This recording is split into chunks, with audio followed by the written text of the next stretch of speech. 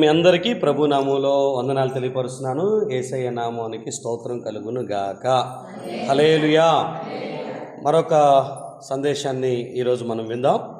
అరణ్యపు అనుభవాలు అనేటటువంటి ఈ యొక్క సిరీస్లో మనం మరొక భాగంలోనికి వచ్చాం. పరీక్ష అనేది ప్రతి ఆత్మీయుడి జీవితంలో వస్తుంది అనేది మనం మాట్లాడుకుంటూ సాతాను యేసు ప్రభుకి ఇచ్చిన 3 రకాల శోధనలను గురించి ధ్యానం చేసుకుంటూ ఉన్నాం. దాంట్లో 2 శోధనల్ని మనం ముగించాం. ఈరోజు చిట్ట చివరి శోధన గురించి మనం మాట్లాడుకోబోతున్నాం. రండి, 8వ వచనం, మత్తయి సువార్త 4వ అధ్యాయం. మరల అపవాది మిగుల ఎత్తైన ఒక కొండ మీదకి ఆయనను తోడుకొని పోయి ఈ లోక రాజ్యములన్నిటినీ వాటి మహిమను ఆయనకు చూపి, నీవు సాగిలపడి నాకు నమస్కారము చేసిన ఎడల వీటన్నిటినీ నీకు ఇచ్చేదనని ఆయనతో చెప్పగా, యేసు వానితో, సాతానా పొమ్ము, ప్రభు అయిన నీ దేవునికి మ్రొక్కి ఆయనను మాత్రమే సేవింపవలెను అని వ్రాయబడి ఉన్నదనెను అని రాసుంటుంది. మరొక లేఖనాన్ని కూడా మీరు చదివిన తర్వాత మనం ధ్యానం చేసుకుందాం. లూకా సువార్త 4వ అధ్యాయం 5వ వచనం దగ్గర నుంచి మీరు చదవటానికి ప్రయత్నం చేయండి, లేదా నేను చదువుతాను, జాగ్రత్తగా ఆలకించండి. అప్పుడు అపవాది ఆయనను తీసుకొని పోయి భూలోక రాజ్యములన్నిటినీ ఒక నిమిషములో ఆయనకు చూపించి, ఈ అధికారమంతయు ఈ రాజ్యముల మహిమయు నీకిత్తును, అది నాకు అప్పగించబడి ఉన్నది, అదెవనికి నేను ఇయ్యగోరుదునో వానికిత్తును, కాబట్టి నీవు నాకు మ్రొక్కితివా, ఇదంతయు నీదగునని ఆయనతో చెప్పెను. అందుకేసు నీ దేవుడైన ప్రభువునకు మ్రొక్కి ఆయనను మాత్రం సేవింపవలనని వ్రాయబడి ఉన్నదని వానికి ఉత్తరం ఇచ్చాడు. నా వైపు చూడండి, జాగ్రత్తగా ఆలకించండి. 3వ శోధన. యేసు ప్రభు వారిని మరొక ఎత్తైన స్థలానికి తీసుకుని వెళ్ళి, ఇదిగో చుట్టూ ఉన్నటువంటి లోకాన్ని, వాటి రాజ్యాలను, వాటి మహిమను మొత్తం చూపించాడంట. ఆ లోకంలో ఉన్నటువంటి ప్రతి మహిమను, ప్రతి సౌందర్యాన్ని, ప్రతి విధమైనటువంటి రాజ్యాన్ని చూపించి, ఇదంతా నాది, నేను ఎవరికి ఇయ్యగోరుదునో అది వారికి ఇస్తాను, నేను ఆ ఇచ్చే అధికారం నా దగ్గర ఉంది, కాబట్టి నువ్వు నాకు సాగిలపడి మ్రొక్కితివా, ఇదిగో ఇవన్నీ నీకు అనుగ్రహించబడతాయి, ఇవన్నీ నీకు ఇస్తాను, కాకపోతే కండిషన్ ఏంటనంటే నువ్వు నాకు సాగిలపడి నమస్కారం చెయ్యాలి అని మాట్లాడతారు. అప్పుడు ప్రభువారు అంటారు, నీ దేవుడైన యెహోవాను మాత్రమే సేవించాలి, ఆయనకు మాత్రమే నమస్కరించాలి అని లేఖనం రాయబడి ఉన్నది కదా అని. ఈ లేఖనం మీకు ద్వితీయోపదేశకాండం 6వ అధ్యాయంలో మీకు కనిపిస్తుంది. ఒకసారి 6వ అధ్యాయం 13వ వచనాన్ని మీరు జాగ్రత్తగా చూడండి. అక్కడ ఏం రాసి ఉంటుందంటే, నీ దేవుడైన యెహోవాకు భయపడి ఆయనను సేవించి ఆయన పేరిట ప్రమాణము చేయవలెను. ఈ లేఖనాన్ని ఆయనకు మాత్రమే భయపడాలి, ఆయనను మాత్రమే సేవించాలి అన్న ఈ లేఖనాన్ని ప్రభువారు అక్కడ మాట్లాడినట్లుగా మనం గమనిస్తాం. సాతాను 3వ రకపు శోధనని ఈ విధంగా తీసుకుని వస్తాడు. మన కళ్ళ ముందు కొన్ని ఆఫర్స్ని వాడు మనకి ఉంచి, ఇదిగో ఇవన్నీ మీకు ఇస్తా, అయితే నువ్వు ఈ పని చేయాలి అని అంటారు. ఈరోజు అరణ్యపు అనుభవాల్లో 3వ శోధనలో నేను మీతో మాట్లాడాలనుకుంటున్నటువంటి అంశం ఏంటంటే ఆఫర్స్. ఇవి గుర్తుపెట్టుకోనండి. ఎవరైనా సరే కొన్ని మనకి ఇస్తాను అన్నాడు అని అంటే, ఎవరైనా మనం అడగక మునిపే మన దగ్గరకు వచ్చి కొన్ని ఈవులను ఇస్తానికి ప్రయత్నం చేస్తూ ఉంటే, మీరు అడగకపోయినా మీకు హాయ్ అని, మీరు అడగకపోయినా మీకు ఒక వస్తువు అని, మీరు అడగకపోయినా మీకు ఒక గిఫ్ట్ అని, ఏదో ఒక రూపంలో వాళ్ళు మిమ్మల్ని పలకరించడానికో, పరిచయాన్ని పెంచుకోవటానికో, లేదా వస్తువులు ఇవ్వటానికో, బహుమానాలు ఇవ్వటానికో వాళ్ళు మీకు ఏదన్నా ప్రయత్నం చేస్తూ ఉంటే మీరు అర్థం చేసుకోండి, భూమి మీద ఎవరు ఏ ఉద్దేశం లేకుండా, ఏ ఇంటెన్షన్ లేకుండా ఏ గిఫ్ట్ కూడా ఇంకొకరికి ఇవ్వరు. ఇది అర్థం కాక ఎవరు ఏది మనకిచ్చినా ఏమి తెలియనటువంటి గుడ్డి వాళ్ళలాగా దాన్ని రిసీవ్ చేసుకుంటే, ఒక్కసారి ఎదుటివాడి దగ్గర నుంచి ఒకటి తీసుకోవటం అలవాటు పడితే, దాని వెనక ఇచ్చిన వాని యొక్క ఉద్దేశం, వాని హృదయం వెనకున్నటువంటి ఆలోచన ఒక రోజున బయటపడినప్పుడు అప్పటికే నువ్వు చాలా దూరం వెళ్ళిపోయి ఉంటావు. అప్పటికే నువ్వు నీ జీవితంలో చాలా కోల్పోవాల్సినటువంటి పరిస్థితుల్లోకి వెళ్ళిపోతూ ఉంటావు. అపవాదిగాడు శోధించే విషయాల్లో ఒక పర్టికులర్గా కొన్ని ఆఫర్స్ మన కళ్ళ ముందు పెడతాడు. వాడు పెట్టే ఆఫర్స్ చాలా అట్రాక్టివ్గా ఉంటాయి, ఆకర్షణీయంగా ఉంటాయి, వెంటనే తీసుకోవాలనిపిస్తుంది, రిజెక్ట్ చేయడానికి వీలు లేనటువంటి ఆఫర్స్ను వాడు మనకు పెడుతూ ఉంటాడు. ఇక్కడ ప్రభు వారికి ఒక్క నిమిషంలో లోకమంతటిని, భూలోక రాజ్యములన్నిటినీ, వాటి మహిమలను చూపించాడంట.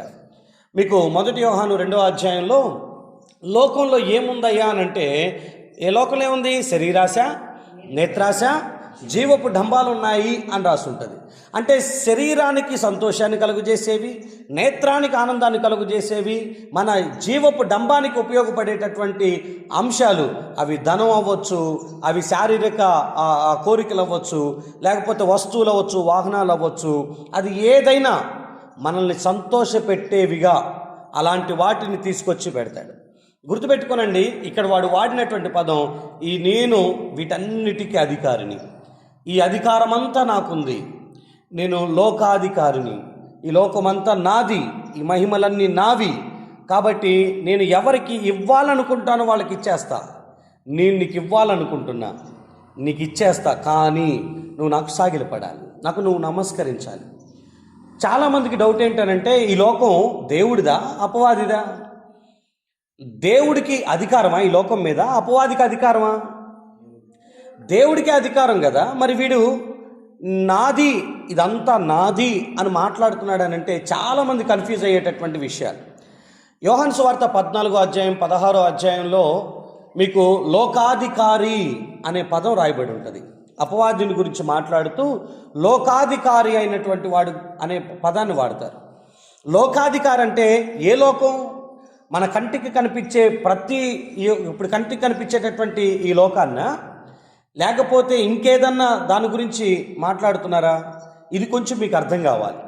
లోకం వాడిది కాదు, సృష్టించింది ఆయన, పరిపాలించుతుంది ఆయన, నడిపిస్తుంది ఆయన. సో మరి వీడెందుకు అంటున్నాడనంటే, సింపుల్ గుర్తుపెట్టుకోనండి, వాడు అబద్ధికుడు, అబద్ధమునకు జనకుడై ఉన్నాడు.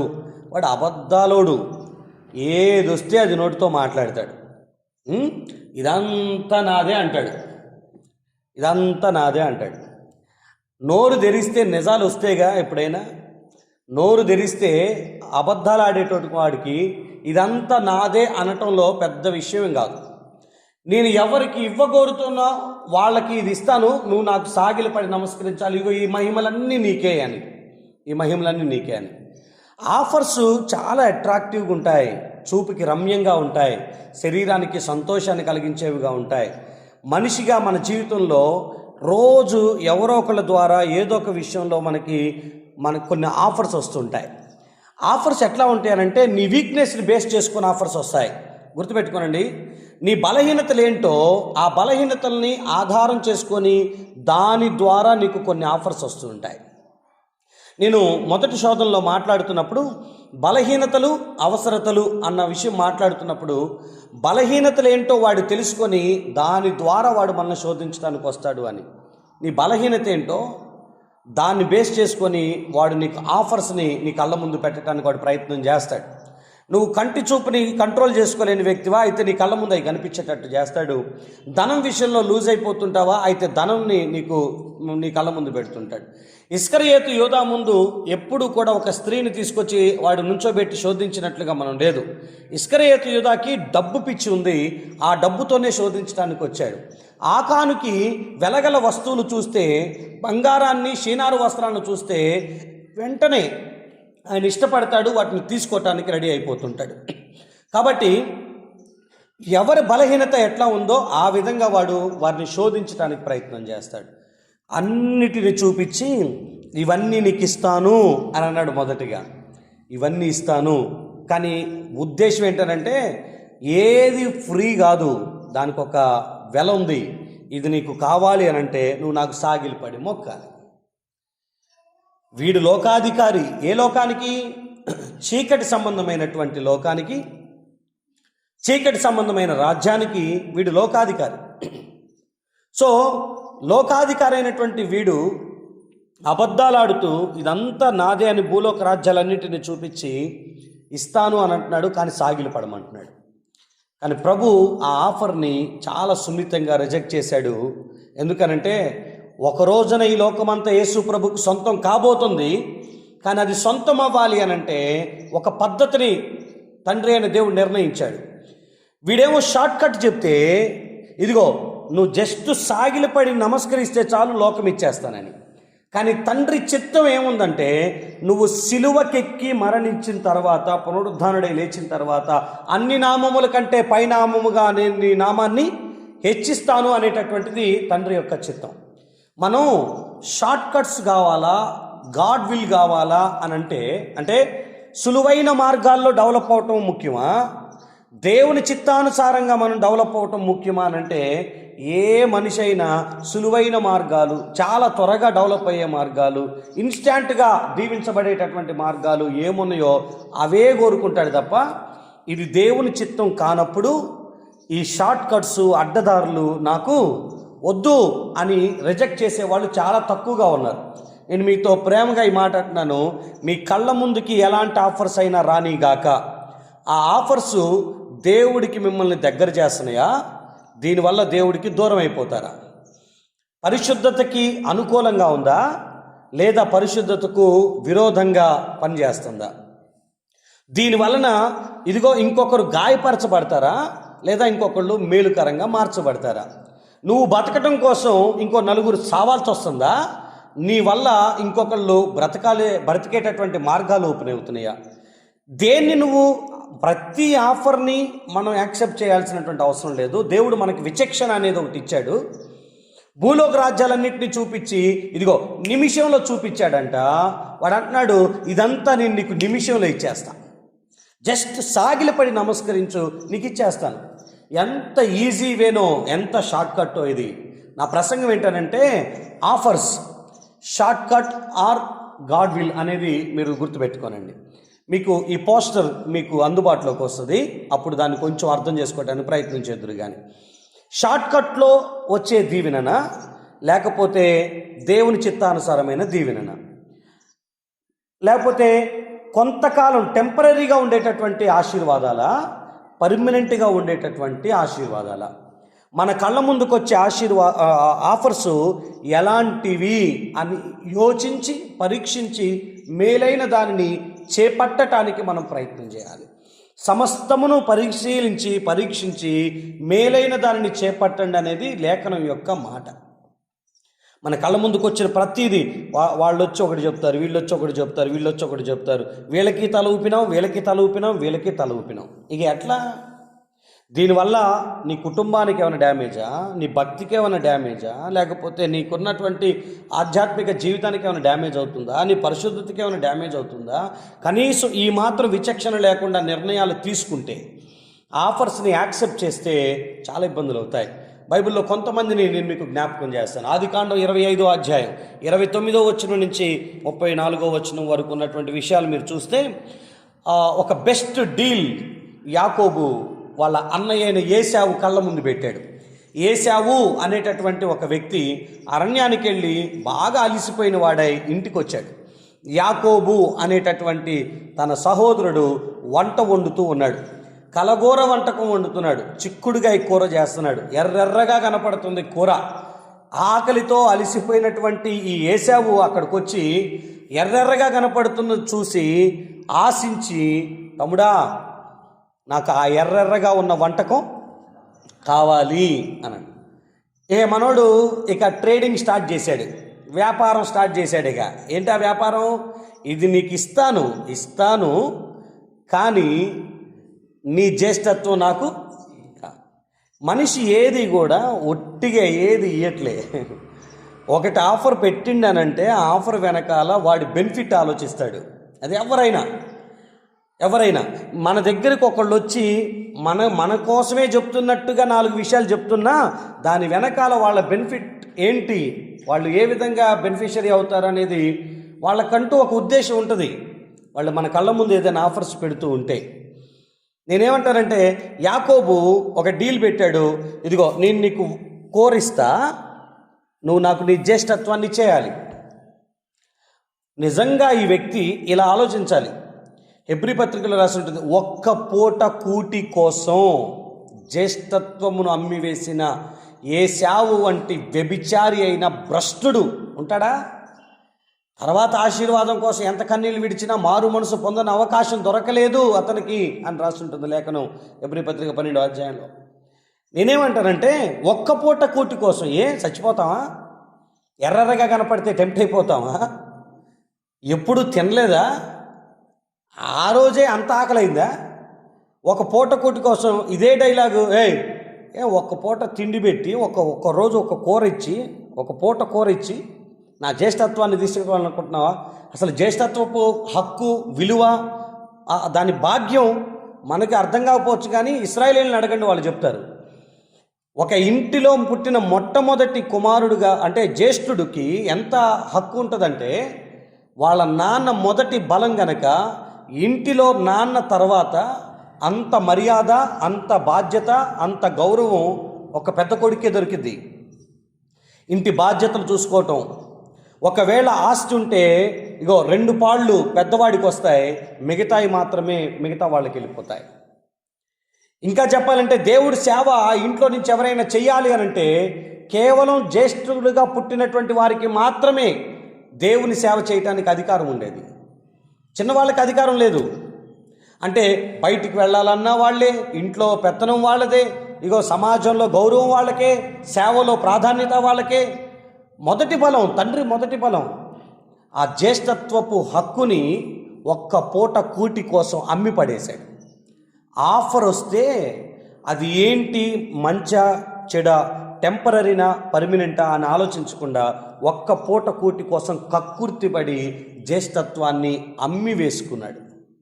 తద్వారా ఏశావు ద్వేషించబడటం, యాకోబు ప్రేమించబడటం, యాకోబు గర్భంలో నుంచి వచ్చిన వారు 12 గోత్రాలుగా మార్చబడటం, ఆ గోత్రాల్లో నుంచి క్రీస్తు వంశావళి రావటం అనేది మనం గమనిస్తాం. ఆఫర్ని రిజెక్ట్ చేయలేకపోయాడు, ఆఫర్ని యాక్సెప్ట్ చేశాడు. అంటే ఎలాంటి దానిని దేనికోసం వదులుకున్నాడో అర్థం కావట్లా. ఎలాంటి జీవితాన్ని ఒక అల్పమైనటువంటి దానికోసం వదిలేసుకున్నాడు ఆయన. ఆఫర్స్ మన కళ్ళ ముందుకు వస్తే ఒక 2 నిమిషాలు జర ఆగండి. మన కళ్ళ ముందే వాళ్ళు ఉన్నా, ఇప్పుడే వస్తాను ఒక 5 నిమిషాలు అని చెప్పండి, రేపు చెప్తాను ఆగండి అనండి, మధ్యాహ్నం కల్లా చెప్పేస్తాను జర ఆగండి అనండి, ఆలోచించి చెప్తాను ఆగండి అనండి, ఆత్మీయులు వస్తే ప్రార్థన చేసి చెప్తాను జర ఆగండి అనండి. ఎందుకనంటే నీ స్వబుద్ధిని ఆధారం చేసుకొని నడిస్తే కొన్నిసార్లు కింద పడతామేమో. సామెతలు 3వ అధ్యాయంలో నీ స్వబుద్ధిని ఆధారం చేసుకొనక అనే పదం రాసి ఉంటుంది. ఎందుకు? కొన్నిసార్లు మన ఆలోచనలు మనల్ని కూడా తప్పు పట్టిస్తే కనుక ప్రార్థన చేసుకొని ఒక నిర్ణయం తీసుకుందామని అనుకోవాలి. మీకు మరొక ఆయన కూడా జ్ఞాపకం చేస్తాను. ఒకరోజు ఒక రాజు ఒక ప్రవక్త దగ్గరికి వచ్చాడు. ఆయన పేరు బిలాము. ఒక పెద్ద గిఫ్ట్ తీసుకొని వచ్చాడు. ఏంటా బహుమానం అని అంటే, ఇదిగో ఇంటిల్ల పాది వెండి బంగారాన్ని తీసుకొచ్చి, ఇదిగో ఇదంతా నీకు ఇచ్చేస్తా, ఇశ్రాయేలుని శపించు అని చెప్తే ఆ ఆఫర్ని తీసుకున్నాడు ఆయన. తర్వాత ఏం జరిగిందో మనకు తెలుసు. గాడిద చేత బుద్ధి చెప్పించుకోవాల్సి వచ్చింది. అన్యజనుల మధ్యలో కత్తి చేత పొడిచి చంపబడాల్సినటువంటి పరిస్థితి వచ్చింది. సేవకుడు నీతిమంతుని మరణం వంటి మరణం పొందాలి, కానీ పొడవబడి చంపబడ్డాడు. బైబిల్లో ఎంతమందిని తీసుకోవచ్చో. కొంతమంది ఆఫర్స్ని రిసీవ్ చేసుకున్న వాళ్ళు ఉన్నారు, కొంతమంది ఆఫర్ని రిజెక్ట్ చేసినటువంటి వాళ్ళు ఉన్నారు. యోసేపు జీవితంలో ఒక ఆఫర్ వచ్చింది. ఆదికాండం 39వ అధ్యాయం 10వ వచనం. అక్కడ పోతీఫర్ భార్య, ఆమె యోసేపుకి ఒక ఆఫర్ ఇస్తుంది. అదేదో అనుకోకుండా ఒకరోజు జరిగిన విషయం కాదు. 39:10లో ఈ విధంగా రాసుంటుంది. ఇదిగో దినదినము ఆమె యోసేపుతో మాట్లాడుచుండెను గాని అతడు ఆమెతో శయనించుటకైనను ఆమెతో ఉండుటకైనను ఆమె మాట విన్నవాడు కాదు అని రాసుంటుంది. ఎవ్రీడే ఒక ఆఫర్ ముందు పెడుతుంది. నా ఇంట్లో నా భర్త లేడు, నా ఇంట్లో పని వాళ్ళు లేరు, నీకు ఎవ్వరికి తెలియకుండా నేను మేనేజ్ చేయగలుగుతాను, నువ్వు నాతో తప్పు చేయి అని రోజు ఎవ్రీడే ఆఫర్ కళ్ళ ముందు వస్తుంటే ఆఫర్ని చాలా సున్నితంగా ఆమెతో ఉండుటకైనను మాట్లాడుటకైనను ఇష్టపడకుండా అక్కడి నుంచి పారిపోతూనే ఉన్నాడు, వెళ్ళిపోతూనే ఉన్నాడు. ఒకటే డైలాగు, ఎవరు చూసినా చూడకపోయినా నా దేవుని ఎదుట ఇంత దుష్కార్యాన్ని నేను ఎలాగ చేయగలను అని చెప్పి అక్కడి నుంచి వెళ్ళిపోయాడు ఆయన. అరే, ఆఫర్ ఇచ్చేది ఆపోజిట్ జెండర్ ఎవరైనా సరే. పురుషుడికి స్త్రీ ఇస్తున్నారా, స్త్రీకి పురుషుడు ఇస్తున్నాడా? ఏ ఆఫర్ అన్నా ఇవ్వని, నువ్వెవరు నాకు ఈ ఆఫర్లు చేయటానికి? నా అన్నవ కాదు, నా తమ్ముడివి కాదు, నా తోబుట్టువి కాదు, నా బంధువు కాదు, నా భర్తవి కాదు, నా భార్యవి కాదు, నా వరసైనోడివి కాదు. అసలు నువ్వెవరు ముక్కు ముఖం తెలియకుండా నాకు ఆఫర్లు చేయనీకి? పలకరిస్తే, మాట్లాడితే ఆఫర్లు నా కళ్ళ ముందు పెడుతున్నావు అని అంటే నా నుంచి నువ్వు ఇంకేదో ఆశిస్తున్నావు అని అర్థం. చాలా సింపుల్ లాజిక్. భూమి మీద ఏ మనిషి లేడు, నువ్వు ఒక్కడే ఉన్నావు అని చెప్పేసి ప్రతిసారి తీసుకొచ్చి గిఫ్ట్లు, రీఛార్జులు, ఆఫర్లు మనకిస్తారనుకుంటున్నారా? నీ దగ్గర నుంచి ఏదో ఆశించకపోతే మనిషి కనీసం ₹1 ఖర్చు పెట్టాడు. గుర్తుపెట్టుకుందాం, మన కళ్ళ ముందుకు ఏదైనా ఆఫర్స్ వస్తే ఈవెన్ మాట్లాడించడానికి హాయ్ బాయ్లు పెట్టినా మాట్లాడుతున్నారు అని అంటే దాని అర్థం ఇంకేదో మన నుంచి వాళ్ళు ఆశిస్తున్నారని అర్థం చేసుకుంటూ చాలా జాగ్రత్తగా వాటి నుంచి కొంచెం అవాయిడ్ అవ్వడానికి మనం ప్రయత్నం చేద్దాం. ఈ లెంట్ సీజన్లో ఆఫర్స్ని, సాతాను మనకి ఇచ్చేటటువంటి ఆఫర్స్ని ఎలా హ్యాండిల్ చేయాలో దేవుడు మనకి నేర్పించును గాక. సో షార్ట్ కట్టా లేకపోతే ఇదిగో గాడ్ విల్ అనేది దేవుని చిత్తానుసారమైన ఆఫర్సా, సాతాను గాడు ఇచ్చేటటువంటి షార్ట్ కట్ ఆఫర్సా అనేటటువంటిది మనం అర్థం చేసుకోవడానికి ప్రయత్నం చేద్దాం. బైబిల్లో యోసేపు మాత్రమే కాదు, దానియేలు కళ్ళ ముందుకి ఒక ఫుడ్ వచ్చింది. రాజు భుజించు భోజనము, పానము. యూదులకి చతుష్పాద జంతువులలో అంటే 4 పాదాలు కలిగినటువంటి జంతువులలో కొన్ని తినకూడనివి, నిషిద్ధమైనవి ఉన్నాయి.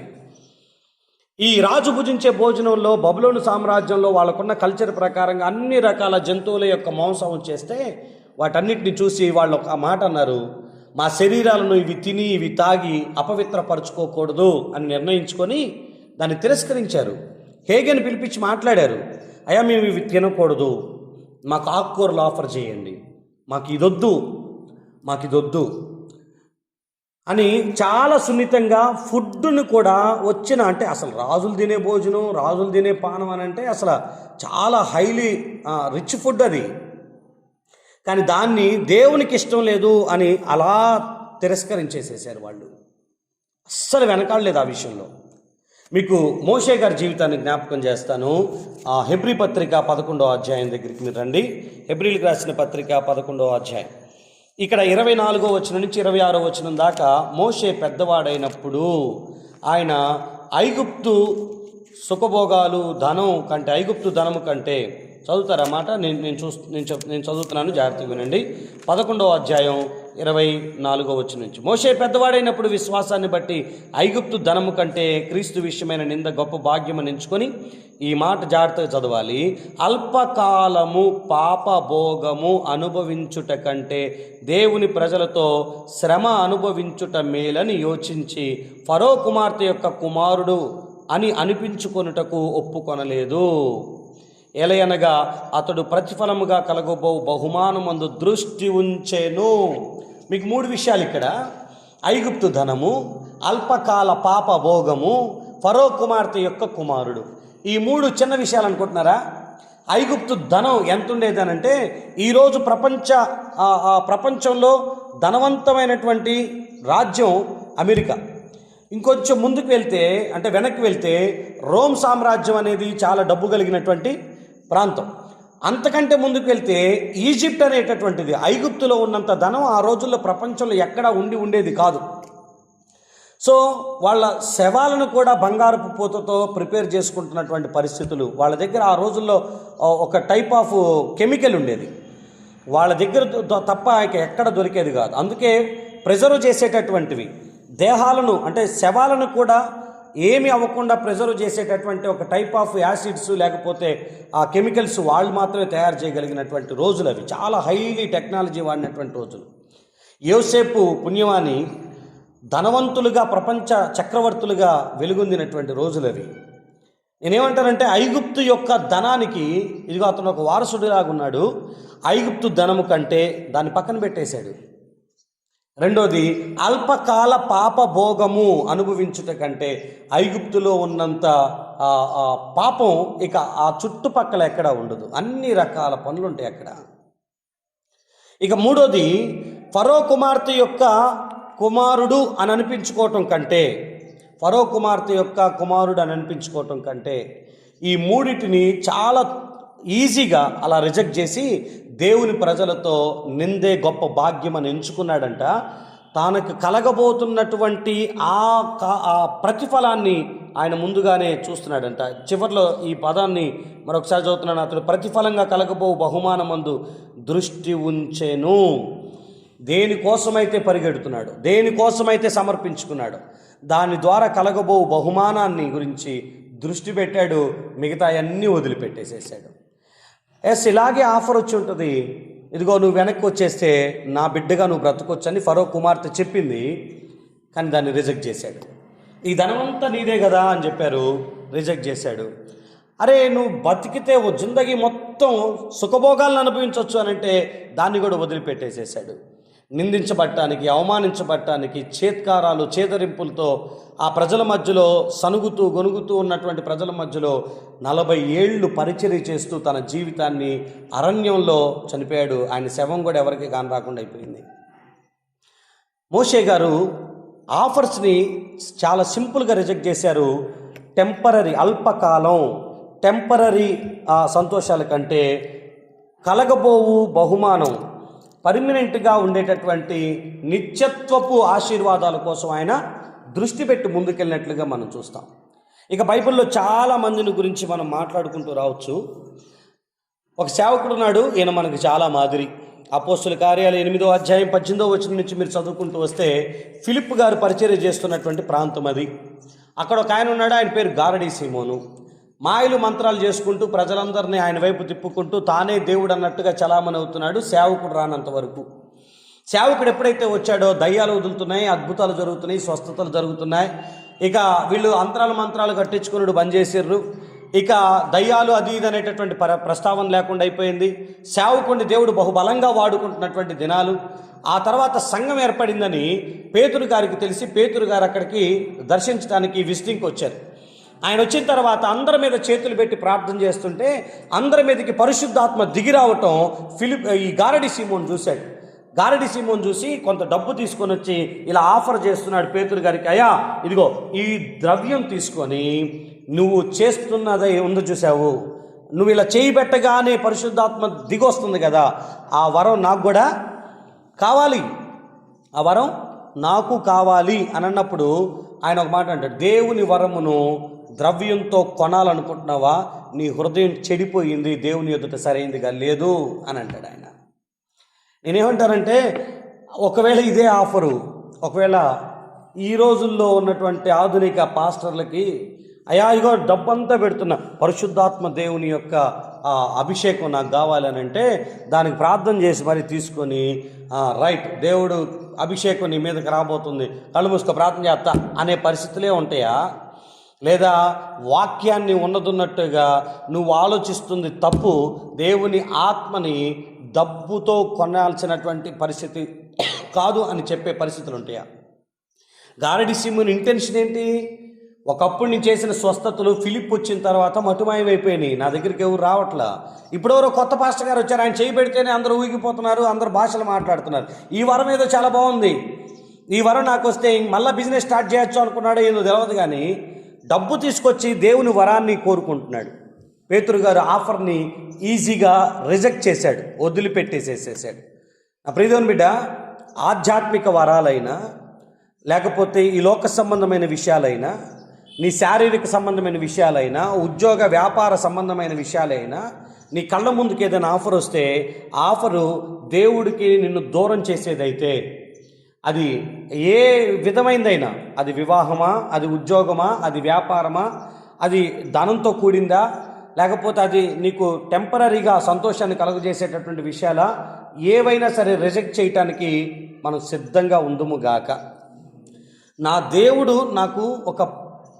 దేవుడికి నా పట్ల ఒక చిత్తం ఉంది, ఆ చిత్తాన్ని నా జీవితంలో నెరవేరుస్తాడని కొంచెం ఎదురు చూసేటటువంటి విధానాలు మనకు రావాలి. బైబిల్లో చాలామందిని మనం జ్ఞాపకం చేసుకోవచ్చు.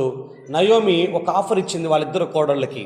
భర్తలు చనిపోయారు కదమ్మా, యవ్వన కాలంలో ఉన్నారు కదా, ఇద్దరు వెళ్ళిపోండి, మీ తండ్రులు మీరు వయసులో ఉన్నారు కాబట్టి మీకేం చేస్తారు, వివాహాలు చేస్తారు, మీ లైఫ్ సెటిల్ అయిపోతుంది అని అంటే ఓర్పా ముద్దు పెట్టుకుని వెళ్ళిపోయింది.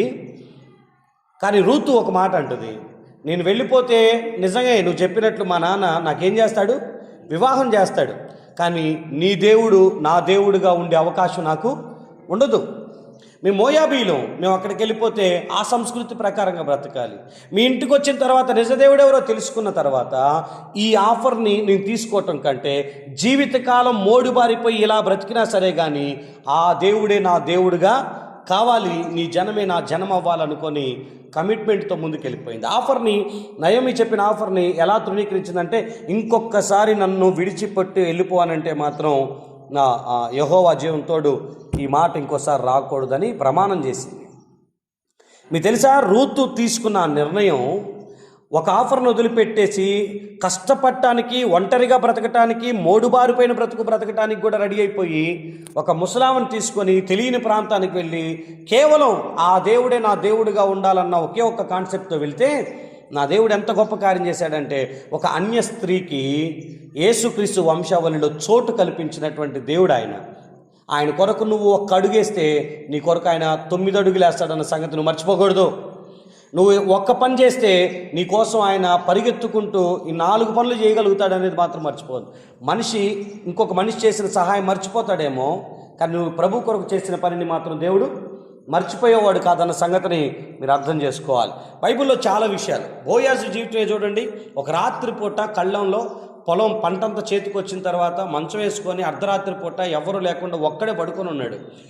రూతు అనేటటువంటి ఒక స్త్రీ ఎవ్వరూ లేనప్పుడు ఆయన దగ్గరికి వచ్చినప్పుడు, ఆయన కాళ్ళ దగ్గర అలా కూర్చున్నప్పుడు బోయాజు ఒక చక్కటి మాట అంటాడు. ఎవరు లేరు, ఒంటరిగా వచ్చింది, ఆమె వచ్చింది, తప్పు చేయాల్సిన అవకాశం ఉన్నా కూడా బోయాజు లేచి ఒక మాట అంటాడు, ఈ ధర్మం చేయటానికి మన బంధువుల్లో ఇంకొకళ్ళు ఉన్నారు నీకు వరుస అయ్యేవాళ్ళు, తెల్లవారిన తర్వాత నేను పంచాయతీ పెట్టి వాళ్ళతో మాట్లాడి నీకు వివాహం చేస్తాను, వాళ్ళు ఒప్పుకోకపోతే నేను పెళ్ళాడతాను, అప్పుడు దాకా నువ్వు ఇక్కడి నుంచి వెళ్ళిపోయిగో, కొన్ని గింజలు తీసుకొని వెళ్ళిపో అని చెప్పేసి ఆ పంటల నుంచి కొంత ఇచ్చి ఎలా వచ్చిందో అలా పవిత్రంగానే వెళ్ళగలిగేటట్లుగా బోయాజు తన భక్తిని, తన పవిత్రతను కాపాడుకోగలిగాడు. పాపం తనను వెతుక్కుంటూ వచ్చిన సందర్భాల్లో కూడా ఆఫర్ని సింపుల్గా రిజెక్ట్ చేసినటువంటి నీతిమంతులు బైబిల్లో మనకు ఉదాహరణలుగా ఉన్నారు. సో డబ్బు దగ్గరికి వస్తే నయమాను ఎలీషా దగ్గరికి వచ్చి ఆఫర్ ఒకటి పెడుతున్నాడు, నాకు స్వస్థత జరిగిందయ్యా, ఇదిగో తీసుకోవాలంటే ఏది వద్దు తీసుకొని వెళ్ళిపోవాలని అన్నాడు. అబ్రహాము దగ్గరికి సొదొమ రాజు, షాలెం రాజు వచ్చి ఇదిగో ఈ డబ్బంతా తీసుకోవాలంటే చిల్లి గవ్వ కూడా వద్దు, చెప్పులు వారు కూడా నాకు వద్దు, అవసరమైతే నేనే నీకు దశంభాగం ఇస్తానని చెప్పేసి మెల్కీసెదెక్కి ఇదిగో దశంభాగం ఇచ్చినట్లుగా కూడా మనం చూస్తాం. నా ప్రియదేవుని బిడ్డలారా, మనం రాబోతున్న కాలంలో ఆఫర్స్ని ఐడెంటిఫై చేయటానికి, అయ్యో నేనేమనుకుంటున్నానంటే ఈ వివాహం చేసుకుంటే నేను సెటిల్ అయిపోతా, కానీ అన్యులు కానీ నా జీవితం సెటిల్ అయిపోతుంది అనుకొని ఎంటర్ అయ్యి జీవితాన్ని ఛిద్రం చేసుకున్నటువంటి పరిస్థితులు మస్తున్నాయి. యేసునామములో వచ్చిన ఆఫర్స్ని జాగ్రత్తగా గుర్తుపట్టి ఏది క్షేమము, ఏది క్షేమము కాదు, ఏది స్థిరము, ఏది తాత్కాలికము, ఏది ఆత్మీయత, ఏది ఆత్మీయత కాదు, ఏది మనల్ని దేవుడి దగ్గర చేస్తుంది, ఏది దేవుడు మనకు దూరం చేస్తుంది అనేది కొంచెం అవగాహనతో ఈ ఆఫర్స్ని రిసీవ్ చేసుకోవటమా లేకపోతే రిజెక్ట్ చేయటమా అనేటటువంటిది మీరు చేయాల్సిందిగా మిమ్మల్ని అందరినీ కోరుతూ ఉన్నాను. సో బైబిల్ ప్రకారంగా మీరందరూ ఈ పనుల్ని జాగ్రత్తగా తీసుకుని, ఈ శోధకుడు ఈ ఆఫర్స్ని మన కళ్ళ ముందు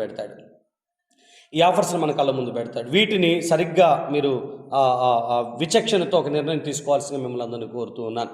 సో రాబోతున్న కాలంలో మీకు శోధకుడు ఈ 3 రకాలుగా శోధిస్తాడని మీకు అర్థమైనప్పుడు వాటిని సరిగ్గా అర్థం చేసుకుంటూ ఈ శోధనలు జయించడానికి కావాల్సిన కృపను పొందుకోవాల్సిందిగా కోరుతున్నాను. దేవుడి మాటలు దీవించును గాక.